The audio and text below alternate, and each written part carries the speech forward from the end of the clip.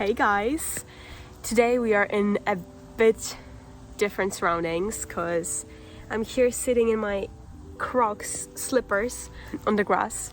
I am in Poland right now and I thought that this is the perfect moment to finally record a video about how I moved to London, what made me move to London, how the whole process looked like, how I adjusted to living in a different country because I moved to London at 16. I was 16, now I'm 18. So yeah, that's what we're gonna do today.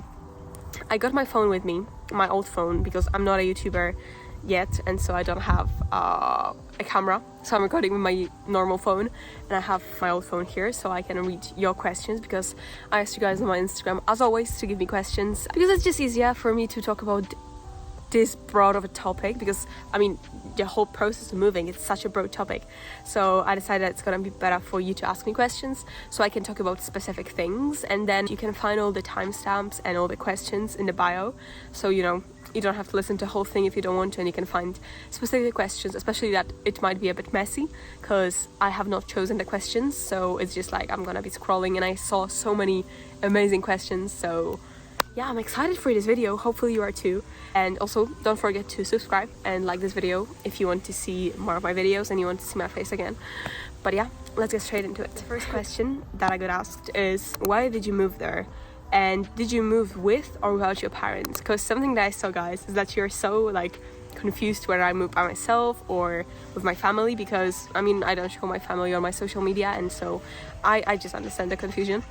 So I moved with my mom only for the first 2 years. Now I live by myself. So yeah, I moved at 16, and obviously at 16 you can't really have a proper bank account or anything. It's much harder to function in a country. I don't know if it's even legal, so obviously I had to take someone. At first I wanted to take my whole family, but it wasn't possible for a few reasons, and so I took my mom only, and the rest of my family stayed in Poland. And so yeah, this is how it worked. And why did I move to London? So I first went to London in 2017, and honestly I fell in love with the vibe of the city, and I told myself I'm gonna study there one day, I'm gonna live there one day, I mean in London.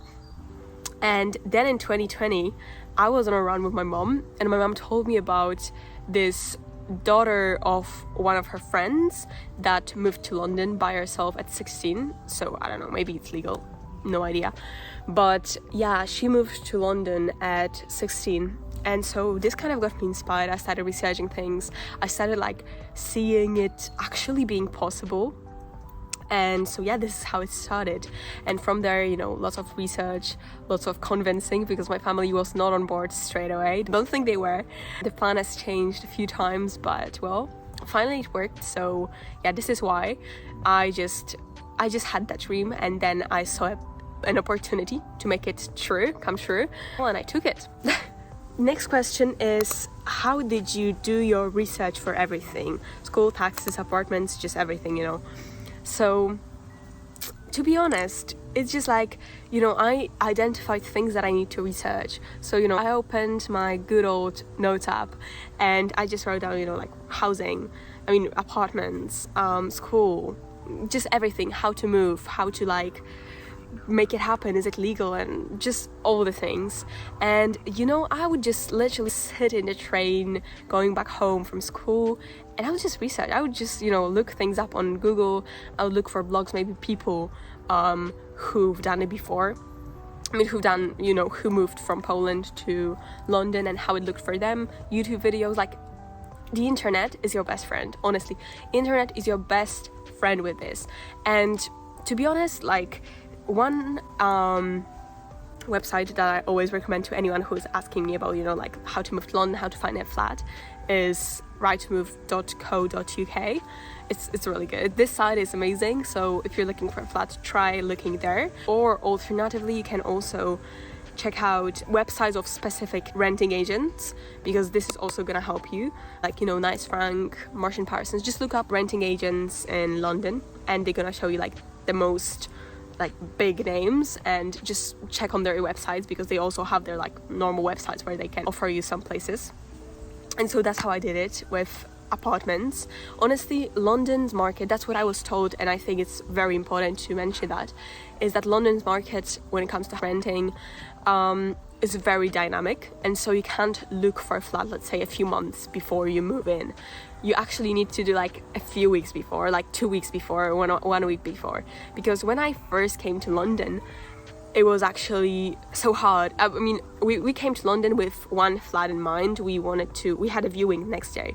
And then when we arrived to London, when we, boarded on London's airport, we got an email that basically the apartment was taken and we can't see it anymore because the offer has been accepted, and yeah, it was just taken. And so we literally had 2 weeks, not even, like 1.5 weeks to find another flat, and we did it. But yeah, it's very it's dynamic, and you have to be prepared to look for a flat literally like 1.5 weeks before, and then just quickly figure everything out and do all the checks and all the things you need to do when you're renting an apartment. So yeah, that's definitely that. And what else? Well, I moved before Brexit, so the process was also quite different because I didn't need any visa, anything. One thing I did have to do is I needed to apply for EU settlement scheme because I'm Polish, but it was after I moved. It was around December after I moved, and I got my pre-sale status, which allowed me to stay there right now. So yeah, that's what I've done. And with school, honestly, I was just looking at different websites of different schools. At first, I obviously didn't know how British system works, so I researched that on Wikipedia and stuff, and then I started looking for schools on this specific level in London with no specific area in mind, just London in general, and was looking for public schools and everything. I did want a school that was free, and I managed to find it, but not all schools in London are free, so they're called not public schools. Don't look for public schools, look for state schools. Yes, I think that's how they're called. But basically in Poland, public schools are schools that are free, that are funded by the government, and in the UK, state schools are funded by the government and public schools are not. Public schools are basically private schools. You have to pay for them. So that's not a thing. Yeah, just honestly, as I said, internet is your best friend, and you have to just research everything, literally everything. But to be honest, I had people not believing in me and thinking that it's impossible that you can just move to another country. And my answer to that is, you will never know unless you try. Because obviously there was a risk that I'm gonna have to go back. But I believe that it's possible because I researched everything I could, and everything I could said that I can move just like that. And so yeah, so I just did, and I saw that it's possible, and I saw that the school can actually accept me. And so yeah, just believe in yourself, Next question is, what do you study? So I'm gonna first talk about what did I study and then what I'm studying right now. So when I first moved, I researched and I realized that I'm studying from scratch a new school, which was really good because in Poland we have 3 years of high school and then you go to uni. Whereas actually now it's different, but with the system I had 3 years of high school and then uni. Whereas in the UK you have, I think, 10 grades before you go to your last 2 in a new school, which is called A-levels, or you can do other things, but I was doing A-levels, and then you go to uni. So basically the last 2 years before uni are in a different school. And so yeah, so I researched that. I realized that I have to do A-levels in order to, go to uni later on. And so I was looking for schools that do A-levels, and I did 3 A-levels, psychology, sociology, and business. And now I finished my year 13. Oh wait, so it's 11 years, and then you're in year 12 and year 13 that are in different school. So it's 11 years and then 11 grades, and then you go to the last 2 in a different school. And now I decided to do my uni online, which is basically like a distance learning school. You don't have any lectures, you just do things on your own. And well, why did I do it? Because I'm sure there are gonna be questions about it. There were already questions about it. So I did it because I want to have more freedom of my time to do whatever I want to, keep on growing my presence online and everything. And I decided this is just gonna be the best option for me right now, with all the freedom, with all the flexibility that I'm gonna have. I can travel wherever I want. I don't have to be in the UK. So yeah, this is my decision. I mean, it would definitely not work for everyone, but I think it's gonna work for me.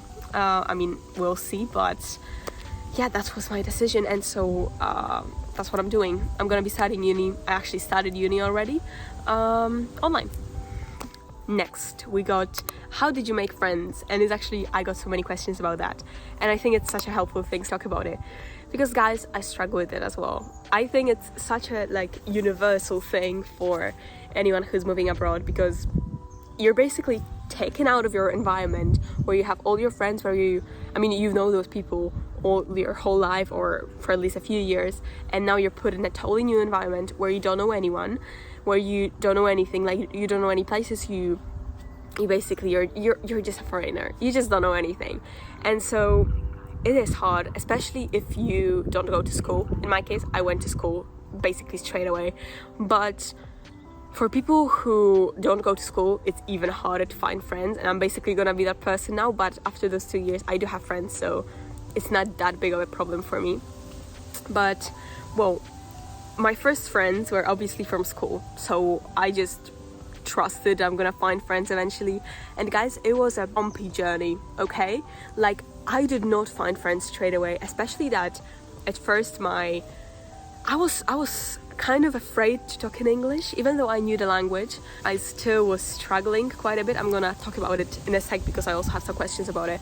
But basically, yeah, I was just quite shy, because I was insecure with my language. I didn't feel confident speaking to people because I was not a native speaker. And so to be honest, I think it took me like 6 months or even a bit more to actually find like friends. And to be honest, my biggest advice that I have for anyone who's struggling with it right now is just give it some time. Just give it some time, because not only you're gonna change, you're gonna get more comfortable in your environment, but also just you're gonna come across so many different people, and not necessarily like, not even at school, but like in real life as well. I met some people like even sitting in a cafe, or just through the internet. Even like some people just texted me on Instagram, and I was like, okay, let's meet up, and now they are my friends, very good friends. I love them.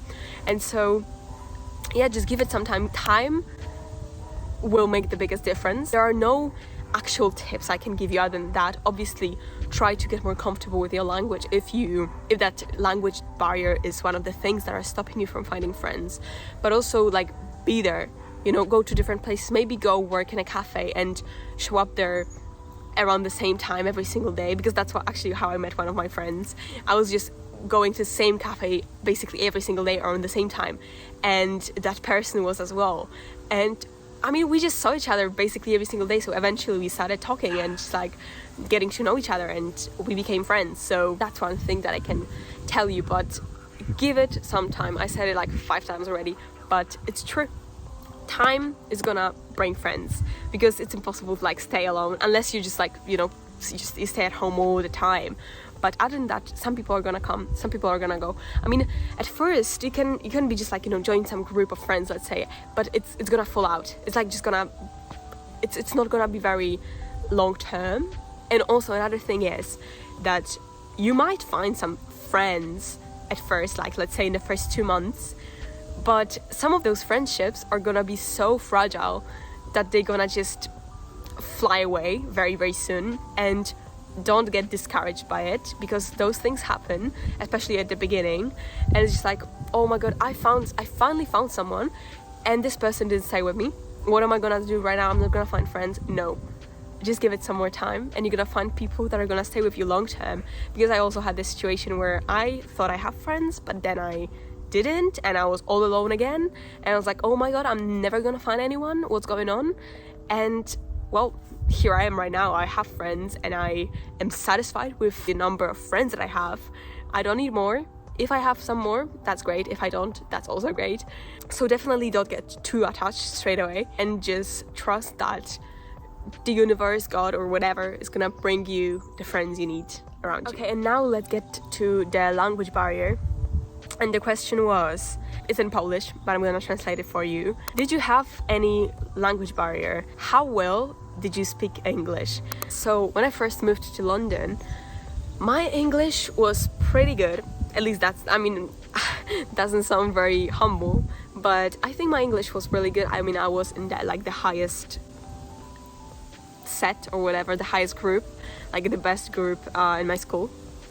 So my English was really good, and especially that, you know, when I first came up with the idea, I really made effort to like improve my English. So it's easier for me, you know, to adjust to the new environment and to speak this language every single day of my life, basically. So, you know, I started watching shows in English without subtitles or with English subtitles. I would learn new words. I would just like make my own little notebook with new words and learn them every day, like independently outside of school. So I definitely made that effort to improve my English even more before I moved. But yeah, overall, I think my English was quite good. And that definitely helped me to not struggle in school, because not even talking about like, you know, finding friends and stuff, because people are actually really, really understanding, especially in London, where there are so many different cultures, so many different people, and all those people, like, it's actually, sometimes it's hard to find a British person. So I mean, this speaks for itself. So you don't have to be like embarrassed with your accent or with making mistakes, because people understand that you can make mistakes, and they don't expect you to speak perfectly. But with language barrier, I mean, I would say for the first 6 months I was really shy. I was really shy with my language. I did not want to talk to people. I was getting so nervous whenever I would talk to someone, whether it was a friend, whether it was someone on the street, even just ordering coffee in a coffee shop. It was stressful for me. It would give me so much anxiety. Like, there would be no day where I did not feel anxious because of having to speak in English. So that was definitely a struggle for me in the first months. First 6 to 8 months, to be honest. It was actually quite stressful for me. But something that I noticed when this period when I did not feel very comfortable with my English finally passed is that I had those few stages, I would say. At first, in about a month, I got comfortable with like ordering coffee or ordering some food in a restaurant. This became like comfortable for me. I did not stress about it. Then in about a month, I got comfortable with like speaking up on a lesson. Like, if, let's say, my teacher asked me to say something, I would be okay with it. I would actually that wouldn't just bring so much stress to me.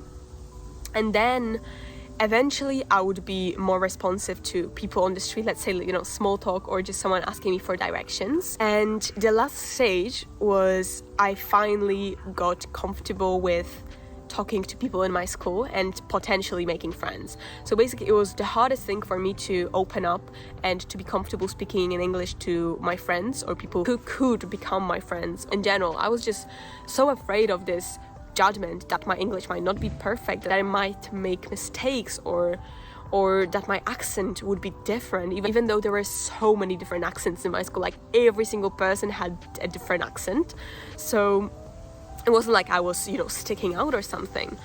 But yeah, I mean, it was a struggle for me, definitely. But it wasn't even that my English was not good enough. It was just that I was not comfortable speaking in that language.